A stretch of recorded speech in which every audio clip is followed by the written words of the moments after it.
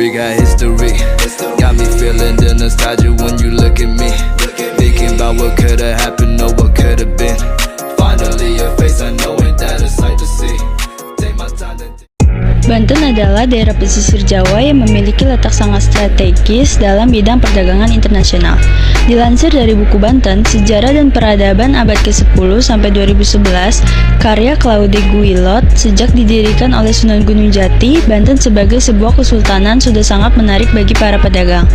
Banyak sekali pedagang yang ingin merapatkan kapalnya di pelabuhan Banten, baik yang berasal dari Eropa maupun Asia termasuk Nusantara. Kemudian, pada perkembangannya, Banten menjadi pelabuhan yang sangat populer pada masa Sultan Ajeng Tirtayasa sekitar tahun 1650 Masehi. Latar belakang perlawanan Banten. Kepopuleran Banten sebagai pelabuhan dagang internasional menarik VOC yang saat itu telah menduduki Sunda Kelapa atau Jakarta untuk menguasai Banten. Dalam buku Arkeologi Islam Nusantara 2009, karya Uka Tejasa Smirta, latar belakang perlawanan Banten didasarkan pada dua hal, yaitu 1. Adanya blokade dan gangguan yang dilakukan VOC terhadap kapal dagang dari Cina dan Maluku yang menuju ke Banten. 2. Adanya keinginan VOC untuk memonopoli perdagangan di kawasan pesisir Jawa. Strategi yang dilakukan VOC untuk menaklukkan Banten adalah divide et impera atau politik adu domba. VOC mendapatkan celah kelemahan dari Sultan Ajeng Tirtayasa melalui putra mahkotanya yang bernama Sultan Haji. VOC menghasut Sultan Haji agar merebut kekuasaan dari ayahnya atau Sultan Ajeng Tirtayasa. Sultan Haji yang sangat berambisi untuk berkuasa di Banten akhirnya membuat perjanjian dengan VOC untuk menyingkirkan ayahnya dari tahta Kesultanan Banten.